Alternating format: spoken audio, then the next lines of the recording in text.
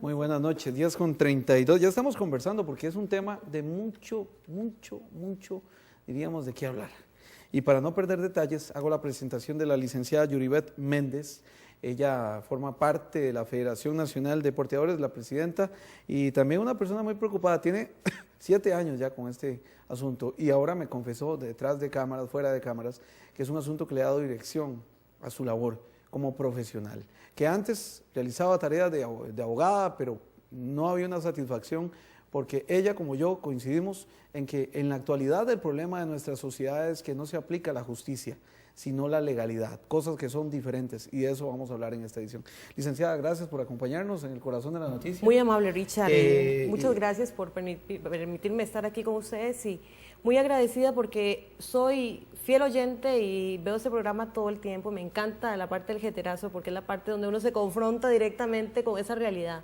Y uno dice, bueno, encontramos un periodista que nos dice las cosas tal y como son en la realidad. Y eso me encanta y por eso es un verdadero placer estar aquí con Hoy usted es la que hace el jeterazo conmigo, porque yo tengo muchas preguntas. La verdad, yo tengo un amigo que se llama Don Ulises. Sí, señor. Todas las noches ve el noticiero, él es porteador, pero él vive una incertidumbre eterna. Una incertidumbre que han creado los políticos interesados en este botín político, porque ahora ya no son los taxistas quienes tienen permiso, sino son los que están atrayendo con un truco muy interesante. Y usted me lo explicaba, pero yo quiero que usted se lo explique a los costarricenses. Hoy en día, ¿cuál es la problemática de los porteadores? Lastimosamente, don Richard, una actividad que debería ser como cualquier otra, que usted va a una municipalidad, saca una patente y trabaja como cualquier persona, una actividad comercial, nos hemos visto nosotros metidos en una problemática ya hasta de índole político. No creímos que el hecho de que usted desarrollara una actividad nos llevara al punto de tener que ir hasta la Asamblea Legislativa a tener que hacer movimientos de porteadores en las calles, porque se ha tratado de monopolizar esta actividad a fin de llevarla a ser un botín político. Lastimosamente, el porteador ejerce una actividad como aquella señora que vende sus chayotes en la calle, como aquel señor que tiene su tiendita y vende sus artículos. Nosotros prestamos un servicio que es remunerado, obviamente remunerado, pues toda actividad económica necesita tener una remuneración, no puede ser que eso no se dé. Se ha equiparado como una competencia desleal por parte del servicio de taxistas cuando tratamos de dos ámbitos diferentes. El servicio público pertenece a una actividad por la cual ellos licitaron y que es debidamente establecida por ley, y nosotros ejercemos una actividad en el ámbito privado, es decir, donde el acuerdo suyo y mío constituye ley entre las partes contratantes. Es decir, en el momento que usted decide venderme su casa, y todo estaba bajo las reglas de la legalidad, pues eso es completamente posible, la vida jurídica, y constituye ley entre las partes contratantes. Eso hace el porteador. Brinda un servicio a nivel privado, pero que sea catalogado hasta el día de hoy como ilegal. Ok, ¿verdad? Justo es que todos nos ganemos la vida. Por supuesto. Legal es que se esté conforme a ley. ¿Eso está conforme a ley, licenciada?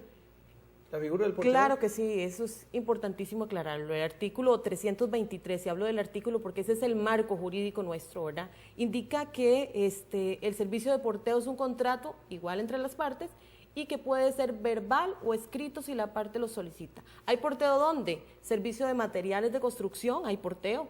El servicio que se hace, por ejemplo, en estas lanchas que se llevan a pasear a la gente, los muebles. Hay servicio de porteo. ¿El ferry también es? El ferry es un servicio de porteo, simplemente que en este momento se trabaja por medio de concesión pública. El servicio de taxi es un servicio de porteo con concesión pública. Sí, el porteo como tal no nace aquí en Costa Rica a partir del año 99, que indican, bueno, a partir de 1999 surgen los porteadores. Es decir, antes de todo, desde la creación del Código de Comercio en nuestro país, existe el porteo y estaba previsto desde ese entonces. ¿Qué fue lo que sucedió? Bueno, que nuestros abuelos y nuestros antepasados, el que lograba tener su carrito, empezó a dar el servicio. Entonces jalaba materiales, jalaba a las personas, las llevaba de un lugar a otro, y el Estado titularizó una parte de ese servicio y le entregó placas de taxi. Pero siguieron otras personas dando el servicio. No tenía sentido de organizar, sino de coaccionar, es lo que yo veo. Si yo puedo dar un permiso, estoy coaccionando a alguien a mi voluntad. Usted hace lo que yo le pido y yo le doy un permiso. Ese es el problema de los benditos permisos. El Exacto. código lo establece, es mucho más amplio. O sea, el Código de Comercio es claro en el sentido, pero ahora están tratando de reformarlo justamente para eliminar esa figura y entonces yo no entiendo, licenciada, aquí en este asunto de legalidad se me hace difícil. ¿Qué tiene de malo ese artículo? El artículo como tal dice transporte de personas, cosas o noticias. Al quitarle la palabra personas, se cree, pero eso es decir, que se eliminan los porteadores. Dejarán de llamarse porteadores, pero seguirán siendo transportistas privados porque el acuerdo entre partes sigue estando regulado. ¿Y los derechos adquiridos?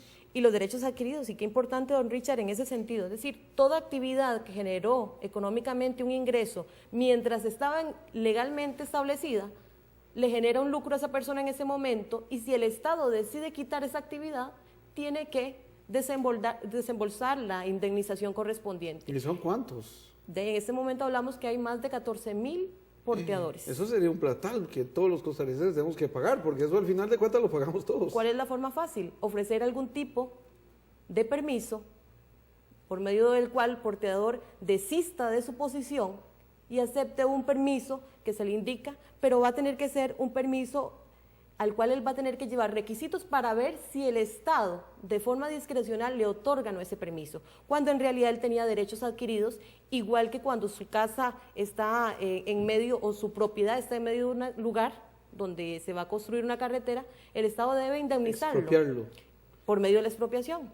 Eso es lo que debe hacerse con los porteadores debidamente legalizados. Pero eso lo dice la ley. Todo proceso de expropiación debe significar una indemnización por el daño causado. Lo veíamos en las noticias anteriores, el daño moral, el daño económico. Licenciada, los taxistas, con permiso, les llaman piratas. Pero ahora yo vengo a entender que existe un asidero legal. Un asidero legal muy fuerte y lo voy a resumir. ¿No son en ese ilegales? sentido. No, nunca hemos sido ilegales. El punto es, ¿por qué renunciar a un derecho que ya usted tiene? ¿Bajo qué circunstancias usted va a renunciar a la posibilidad de ir y brindar un servicio porque se le tacha de ilegal, cuando el Código de Comercio, la Constitución Política, lo protege? El artículo 41 de la Constitución Política es sumamente claro de que hay situaciones consolidadas, establecidas. Si vamos a hablar de regulaciones, podríamos decir que el artículo 46 habla de la libertad de comercio. Es decir, en este momento hablamos de Tratado de Libre Comercio y con estas reformas violentamos el artículo 11.4 del Tratado de Libre Comercio. Es decir, estamos cerrando la posibilidad de un servicio privado porque queremos monopolizar un servicio y también es inconstitucional, porque eso lo podemos ver claramente establecido de que no se pueden dar monopolios a nivel privado de un servicio. Los formales o los taxistas que tienen permiso dicen, es que nosotros pagamos póliza, pagamos esto, pagamos el otro, y los del otro lado no pagan nada. ¿Qué hay de cierto en eso? Pagamos pólizas igual que ellos. Es decir, el porteador en este momento, el Instituto Nacional de Seguros estableció una póliza para el porteador que cubre también al cliente que lleva el porteador. Si esto existe, entonces hay todavía más asidero legal. Todo el asidero legal necesario. Tenemos porteadores que trabajan con busetas 5 estrellas, servicio privado completamente con un servicio ágil al cliente de turismo. Tenemos servicio de porteo de estudiantes. Eso es como cuando uno va a jugar fútbol y dice, hey, vamos a ir a la rutina. ¿Pero quién nos lleva? Ay, yo tengo un amigo ahí, Paco. Hagamos digámosle a ver cuánto nos cobra. Eso es porteo. Y eso se eliminaría. Todos porteamos, aunque haya o no remuneración económica. Salen entre amigos, vámonos en mi carro, que es una contradicción. Por un lado nos dice, mira, la restricción vehicular es para lograr que la gente viaje en varios en un mismo vehículo, y por otro lado nos indica que eso es ilegal. Importantísimo tomar en cuenta aquí que porteo, por eso le decía, transporte de materiales es porteo. El hecho de que usted no viaje en su vehículo, sino en el de otro, ya para el oficial de tránsito, ya eso es ilegal. Y le dice, bueno, ella es su esposa, dele un beso entonces, porque el porteador ha tenido a veces hasta que mentir para que no le bajen las placas y no lo amenacen con ponerle una grúa y llevarse su carrito. Pero a mí me están coaccionando, si yo no le quiero dar un beso a mi esposa, estoy enojado con ella. El caso se da. Y hoy precisamente se dio una situación en la zona sur con uno de los muchachos, 2 personas mayores de edad van en un vehículo con un porteador nuestro y el oficial de tránsito le intimida y le dice, ¿usted sabe quiénes son ellos? Usted démele su cédula porque si no, de una vez los llevamos detenidos. Un señor de 80 años empieza a temblar y se asusta y yo me pongo a pensar, me llaman inmediatamente y digo, pero ¿En qué país de legalidad estamos? El señor de 80 era el cliente. El cliente que iba con el porteador le dice, mira, no me los moleste a ellos son mis clientes, y empiezan a hacerle un interrogatorio que también es ilegal. Es decir, ¿a dónde se da eso si no en los países donde hay un totalitarismo, verdad? No es posible. Y hasta ¿Ustedes representan el desorden?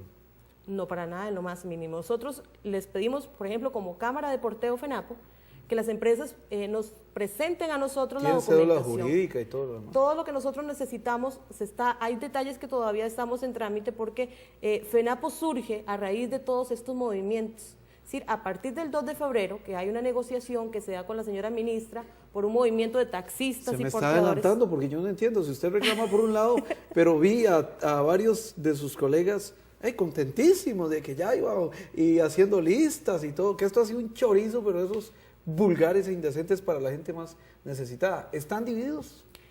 Ese es el punto que vamos a retomar. 2 de febrero, ese es el escenario nuestro a partir del cual FENAPO surge para dar respuesta a los porteadores.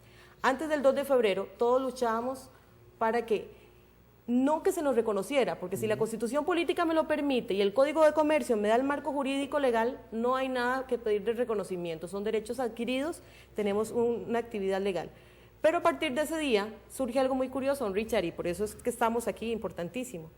Sale un grupo de porteadores, todos los porteadores del país, muy preocupados porque había un expediente en la Asamblea Legislativa que es el 16.136, donde se iba a eliminar la palabra personas. Entonces, los taxistas salen a presionar, los porteadores salen a la calle también y congestionan toda la zona de San José. Que no cuesta mucho.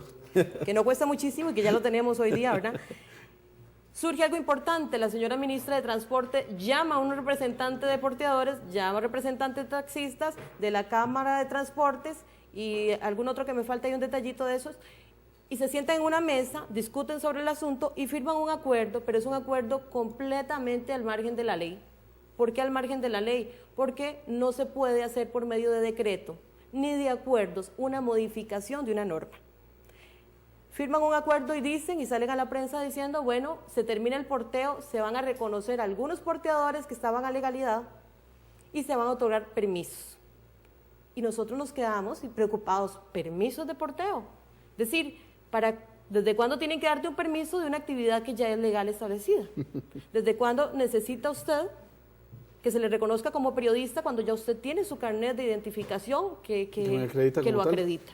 Entonces, lastimosamente, nosotros vemos, nos están tratando como tontos. ¿Y por qué como tontos? Decimos nosotros en ese sentido. Porque se le indica, mire, señor porteador, usted es ilegal, le vamos a dar un permisito. Y son estas personas las que van a hacer eso.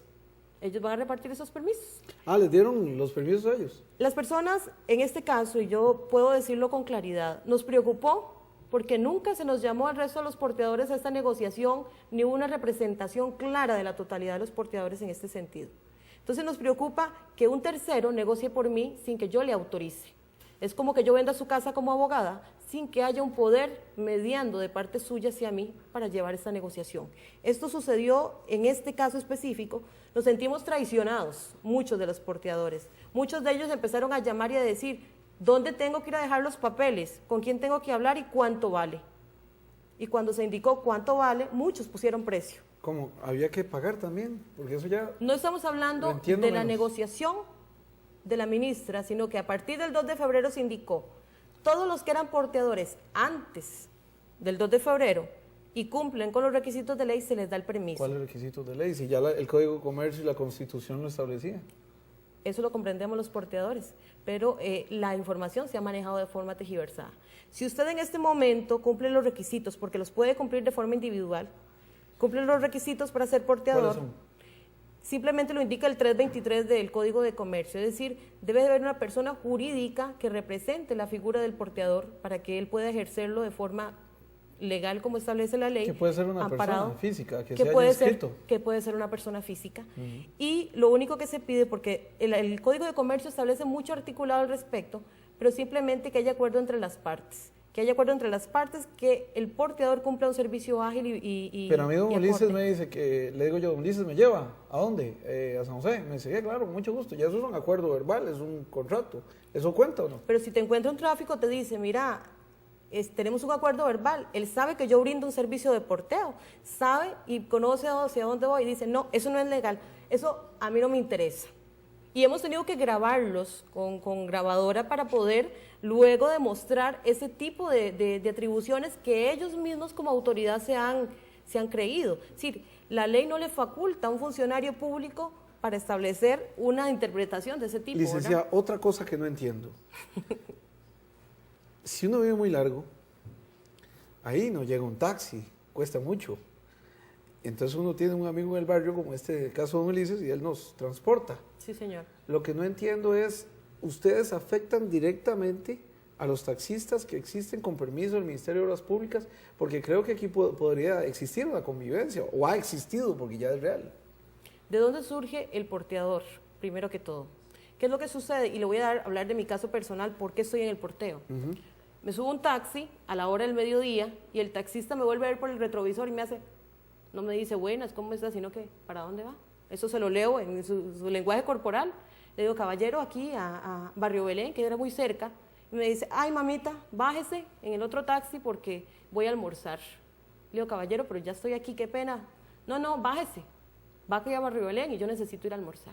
Y yo me quedé pensando y dije, qué lástima que no exista otra persona a la que yo pueda acudir y me dé ese servicio. Pues sí la hay. Y en ese momento, a raíz de eso, empecé a analizar por qué un servicio está tan monopolizado y no existen otras opciones. Usted decide si va a una universidad privada o a una universidad pública. Es decir, hay la libertad de escoger. ¿Qué sucedió con el porteador? El porteador vino, le bajó las bolsitas, le dio una tarjetita y le dijo, cualquier cosa llámeme. Metió el carrito en aquel camino que el taxista no quiso entrar. Entonces, no hay competencia desleal. Hay una falta de servicio que se está llenando con el servicio de porteo. Y esto legalmente también le da más asidero, obviamente. Cuando hay una ausencia de la prestación de un servicio, si se llena, pues está favoreciendo al usuario finalmente. Ese es el favorecido, por eso es que a nosotros nos preocupa que se le da connotación de interés público el servicio de taxi, cuando en realidad quien se beneficia es el usuario. Estamos conversando con la licenciada Yuribet Méndez, ella es la presidenta de la Federación Nacional de Porteadores, y estamos tocando un tema muy, pero muy interesante, que ya lo vimos. Existe asidero legal, existe elementos de justicia, pero yo quiero preguntarle a la licenciada, porque yo lo voy a denunciar aquí públicamente. Detrás de Santa Teresita, en el sector de Moravia y en el sector de La Uruca, hay personas que tienen 30 taxis cada uno, con permisos. Ponen a funcionar testaferros para que les permitan creer al MOB que ellos no son los dueños, pero son los dueños materiales. Y estas personas no son perseguidas, ponen a un chofer, lo obligan a trabajar 12 horas, un taxista, le obligan a pagar una cuota elevadísima, gasolina, limpieza del carro y además no le pagan seguro social ni aguinaldo. Y esto el Ministerio de Obras Públicas no lo persigue. Entonces yo me pregunto, ¿no será por esta circunstancia de explotación en el siglo XXI que la gente se harta de ser un empleado explotado, mal pagado, y todavía mal comprendido, y entonces dice, no, yo con un carrito me la juego? ¿Es así donde nacen muchos de estos muchachos porteadores que se han hartado de la explotación? Tenemos mucha gente que trabajaba en alguna fábrica o alguna dependencia, fueron desempleados porque tenían 45 años, ya no pueden entrar otra vez a la vida laboral porque ya no. Es decir, queremos gente mucho más joven y él tiene una cuenta por pagar una hipoteca y un carrito. ¿Cuál opción tiene? Bueno, voy a ser porteador. En esa posibilidad tiene de empezar a ganarse ese ingreso que necesita para mantener esa familia. Licenciado, ¿usted ha oído de esos taxistas que son dueños de un montón de taxis y la ley lo sabe y no actúa? ¿Quiénes no lo ha visto? Usted en su casa, ahí, cualquier costarricense sabe que normalmente se utiliza a una persona que tiene alguna deficiencia física para solicitar y licitar el taxi, inmediatamente le traspasa los documentos de forma privada porque legalmente no se puede, de verdad, en la concesión, se espera el tiempo debido y nos encontramos personas con 5 o 6 vehículos taxi y son los que están peleando porque se les terminó la mina de alguna forma cuando surge un servicio que brinda, en este caso, la posibilidad. ¿Tiene un fondo social el porteo? Yo diría que el 90% es un fondo social. Sí, nosotros estamos aquí precisamente, y por eso hacía énfasis don Richard, porque mi papá, que está viéndome, mi papá es un señor que trabajó todo el tiempo en construcción, que en este momento él tiene 57 años y es porteador. Entonces, ¿qué le queda a un señor donde no tiene ninguna otra posibilidad? ¿O porteador? Ni siquiera de guarda en este momento. No tiene ya la edad suficiente para poder dar un servicio de guarda nocturno. Es decir, ya no tiene la fuerza física, la vigorosidad para hacerlo. Y él es porteador, y eso me alegra muchísimo porque ya este tipo de personas tienen una opción como porteador en nuestras empresas. ¿Les han dejado ver a los ciudadanos que si se montan en un vehículo de porteo están desprotegidos? ¿Esto es cierto? Esa es la política que se ha utilizado. Es decir, el que se sube a un porteador está a expensas de que si le pasa un accidente nadie lo protege. Cuando nuestras pólizas son pólizas, las mismas pólizas del servicio de taxi.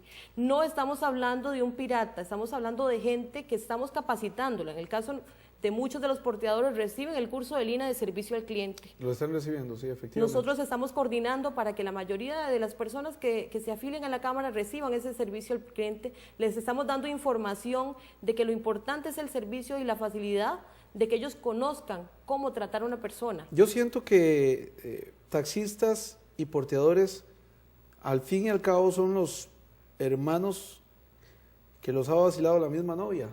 Correcto. Los políticos. Porque aquí ha habido un negocio donde se ha buscado siempre el interés político. ¿Usted coincide conmigo que taxistas y porteadores no son enemigos, sino que son víctimas de una misma novia? Se ha manipulado la información y nos han hecho pues ver las cosas de forma de confrontarnos, cuando en realidad perfectamente los dos servicios pueden convivir. ¿Pueden convivir eso? Claro que sí. Usted tiene el derecho de escoger qué servicio quiere. Normalmente nos guiamos por aquella familiaridad o aquella relación con aquel taxista. Pero el porteador solo puede estar en base, es lo que me queda claro. Tiene que estar en una base, de ahí se mueve. ¿Cómo es el asunto? El artículo 323 no habla de este tipo de cosas. La Sala Constitucional ha establecido algunos criterios al respecto, pero dicen tener oficina o predio. Es decir, existe la posibilidad de que el porteador se maneje por medio de una oficina administrativa que sea la que gire toda la actividad de porteo. Los vehículos pueden estar en un lugar determinado, recurren a la base cuando se les da un servicio de transporte.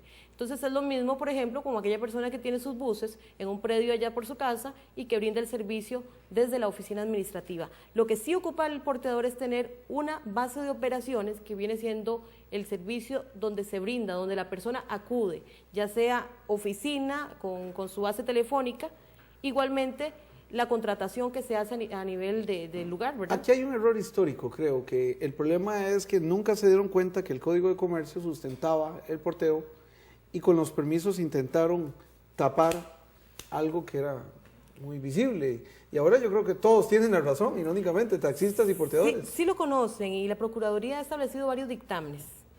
Lastimosamente, un primer dictamen, que fue en el año 2000, se volvió a reconsultar porque no pareció al Ministerio de Transportes este criterio que decía que el contrato de transporte de porteo es un contrato que no tiene formalidad alguna.